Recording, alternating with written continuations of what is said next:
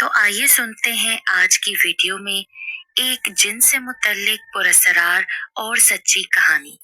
ये सच्चा वाकया मेरे नाना के दोस्त और पड़ोसी के साथ पेश आया था। उन्हीं की जुबानी सुनते हैं। मेरा नाम मौलवी हाफिज मोहम्मद सईद है। मेरे वालिद मरहूम भी एक मौलवी और हाफिज थे। इसके अलावा हमारी ज़रई ज़मीन और मवेशी भी थे। ये वाकया उस वक्त का है जब मेरी खुद की उम्र 13 साल के नजदीक थी। मुझे वालिद साहब ने एक दूर दराज के मदरसे में कुरान पाक हिफ्ज करने के लिए दाखिल करवाया था। ये मदरसा मेरे घर से बहुत ज्यादा दूर था। हमारे इलाके में कोई मदरसा नहीं था और वालिद साहब चाहते थे कि मैं मदरसे के दीनी माहौल में अपनी दीनी तालीम मुकम्मल करूं। इसलिए मुझे वहां दाखिल करवा दिया, जहां मुझे तालीम हासिल करते हुए 2 साल का अरसा गुजर गया था कि एक दिन उस्ताद साहब ने एक लड़के का हमसे तारुफ करवाया कि ये बच्चा भी हमारे साथ ही कुरान पाक हिफ्ज की तालीम हासिल करेगा। उस लड़के का नाम अब्दुल्ला था। वो लड़का ज्यादा किसी से बातचीत नहीं करता था। वो ज्यादा से ज्यादा वक्त हिफ्ज को देता। हाँ, अगर उस्ताद साहब कोई काम करने को कहते तो बड़े शौक से वो काम अंजाम देता। उस मदरसे में एक बाबा लांगरी, जिनका नाम अनायतुल्लाह था, वो भी थे। क्योंकि ज्यादातर लड़के दूर दराज के इलाकों से ताल्लुक रखते थे, इसलिए उनको 3 वक्त का खाना भी मदरसे से ही मिलता था।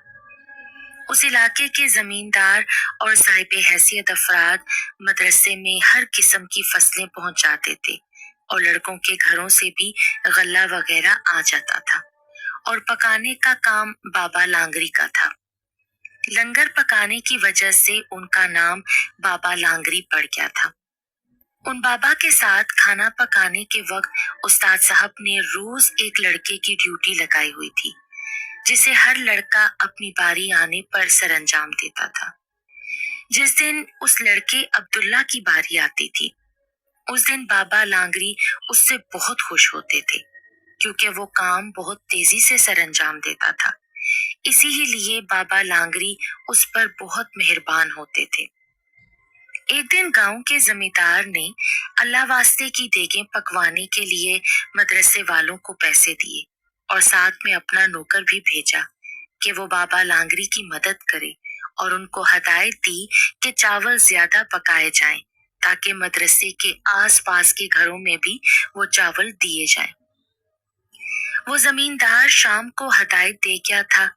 उससे अगले दिन बाबा लांगरी सुबह से ही देगों की तैयारी में लग गए थे, जबकि जमींदार का नौकर, जिसका नाम करम अली उर्फ करमू था, मदरसे के कुछ लड़कों की मदद से चावल धो रहा था। ये बिजली या पानी वाली मोटर का जमाना नहीं था, इसलिए सब काम हैंडपंप पर ही किए जाते थे। सो करमू भी बड़े से लोहे के टब में चावल धो रहा था और लड़के बारी बारी आकर हैंडपंप चलाते थे, जबकि बाबा लांगरी दीवार के साए में चारपाई डालकर ढेरों ढेरों प्याज छील रहे थे। वो एक बूढ़े शख्स थे। उनकी बीवी और एक बेटा कुछ अरसे के वक्फे से अल्लाह ताला को प्यारे हो गए थे। उस वक्त से वो इसी मदरसे में अपनी खिदमत बगैर किसी तनख्वाह के अंजाम दे रहे थे, जबकि मदरसे की ये जगह उनके दादा ने अल्लाह ताला की रजा के लिए मदरसे के लिए वक्फ कर दी थी और बाबा लांगरी ने भी उसी तरह अपनी जिंदगी इस नेक काम के लिए वक्फ कर रखी थी। लेकिन अब बुढ़ापे की गिरफ्त में आया हुआ ये बाबा बहुत जल्दी थक जाता था। अब भी प्याज टमाटर काटते हुए थक गया तो अब्दुल्ला को आवाज लगाई और काम समझा के थोड़ी देर के लिए अंदर कमर सीधी करने के लिए चला गया। कुछ देर आराम किया ही था कि फौरन दिल में ख्याल आया कि बच्चा ही तो है अब्दुल्ला, कहीं हर चीज का सत्यानाश न कर दे। उस बेचारे अब्दुल्ला को क्या पता कि कैसे प्याज टमाटर काटते हैं, कहीं हर चीज खराब ना कर दे या कहीं हर चीज बाहर रखकर खुद कहीं इधर उधर ना निकल जाए और परिंदों कौवों की दावत हो जाए। इसी ख्याल के आते ही बाबा लांगरी जल्दी से बाहर आए तो हैरत का ठिकाना नहीं रहा कि वो ढेरों प्याज छील कर काटे जा चुके हैं اور ٹماٹر اور ہری مرچیں بھی سلیقے سے کٹی پڑی ہیں، جبکہ لہسن اور ادرک بھی چھیل کر کوٹ کر رکھا ہوا تھا۔ جبکہ عبداللہ چارپائی پر بیٹھا سر اٹھا کر آسمان کی طرف دیکھ رہا تھا۔ بابا لانگری کو آتا دیکھا تو تیزی سے یہ کہہ کر وہاں سے چلا گیا کہ بابا لانگری اب ہر چیز سنبھال لو، جبکہ بابا لانگری حیران پریشان سے رہ گئے تھے۔ عبداللہ جب بابا لانگری کے ہاں سے گیا تو نلکے کے پاس جا کر ان لڑکوں کا احوال دیکھنے لگا جو پسینہ پسینہ ہو رہے تھے۔ عبداللہ نے ان سب لڑکوں کو کہا کہ تم لوگ کچھ دیر سانس لے لو، میں نلکا سنبھال لیتا ہوں۔ لڑکے جلدی سے وہاں سے بھاگے اور یوں وہاں عبداللہ نلکا چلانے لگا۔ کافی دیر بعد جب چاول دھونے والے نے محسوس کیا کہ ہینڈ پمپ غیر معمولی رفتار سے حرکت کر رہا ہے تو اس نے سر موڑ کر دیکھا تو چاول دھونے والے کا سر چکرا کر رہ گیا۔ عبداللہ آسمان کی طرف دیکھنے میں مصروف تھا جہاں پر اس وقت کالے بادل چھا رہے تھے اور ہینڈ پمپ خود بخود چل رہا تھا۔ وہ گھبرا کر اٹھنے ہی والا تھا کہ عبداللہ نے جلدی سے ہینڈ پمپ کی ہتھی پکڑ لی اور بولا، چاچا جلدی جلدی چاول دھو لے، ادھر ادھر کیوں دیکھتا ہے؟ اس واقعے کے کچھ دنوں کے بعد فصل کی کٹائی کا موسم آ گیا۔ گندم کی فصل کے بعد علاقے کے عوام نے حسب سابق مدرسے کا حصہ بھی نکالا۔ جس کی جتنی توفیق تھی اس نے گندم دی۔ ہر سال کی طرح اس مرتبہ بھی استاد صاحب نے لڑکوں کو کہا کہ یہ تمام گندم اناج والی کوٹھڑی میں رکھ دی جائے۔ سب لڑکوں نے مل کر یہ کام کرنا شروع کر دیا، جس میں عبداللہ بھی شامل تھا۔ گرمی کا مہینہ تھا، کچھ دیر بعد ہی سب لڑکے پسینے سے شرابور ہو گئے۔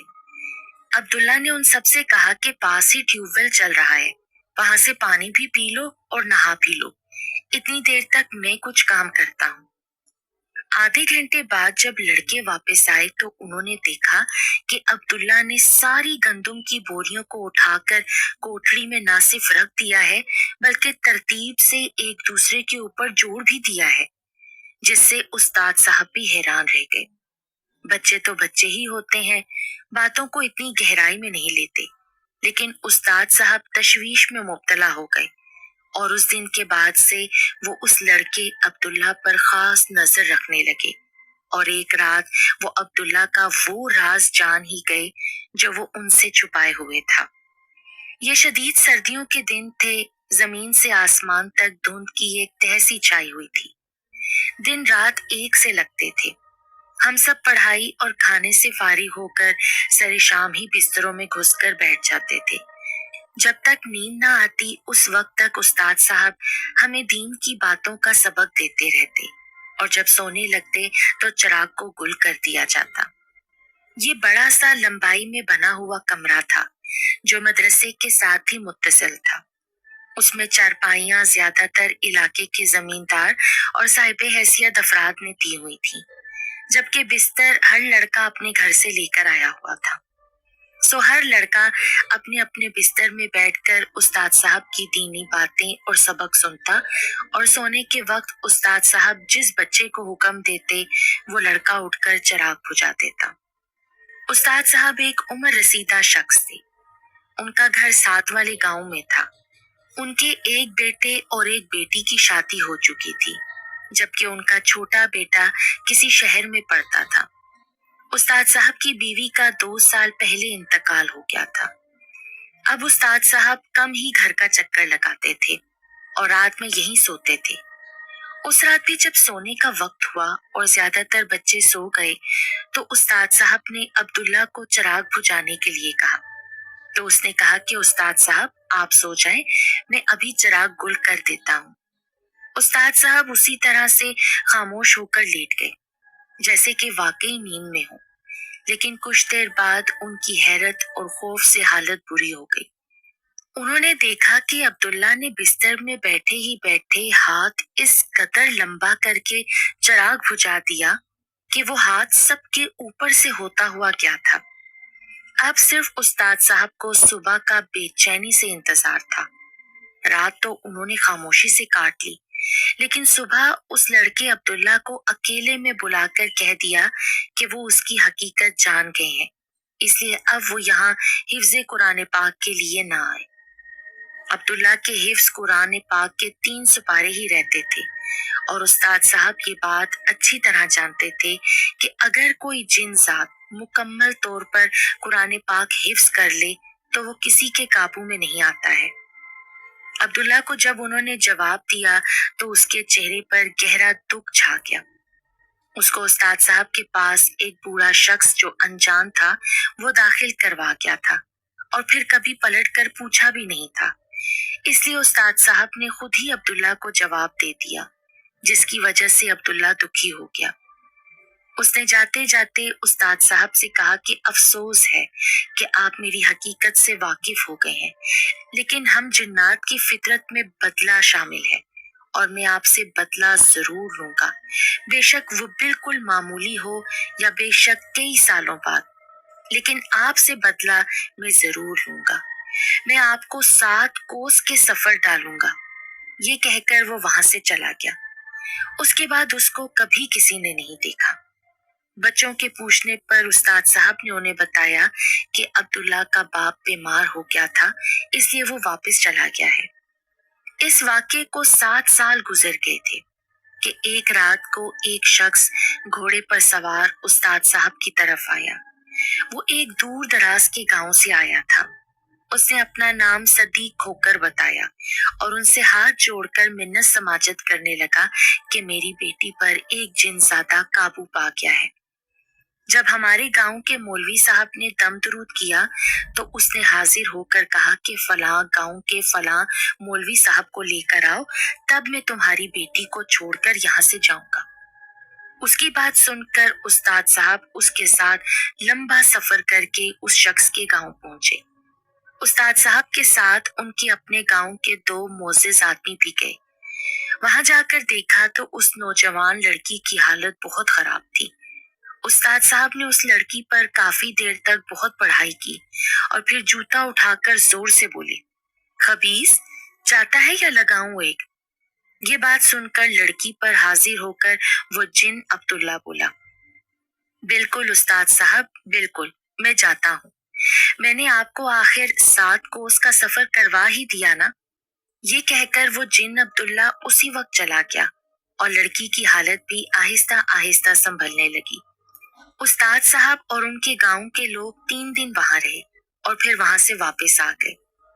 वक्त गुजरता गया, लेकिन उस्ताद साहब अब्दुल्ला को याद करके उदास हो जाते थे, क्योंकि वो उस्ताद साहब की खिदमत बहुत ज्यादा करता था। वो अक्सर हमसे कहते थे कि पुत्र, एहसास और खलूस के रिश्ते किसी के भी दरमियान में हो सकते हैं, ख्वाह वो इंसान हो या इंसान और जानवर या फिर इंसान और जिन्नात।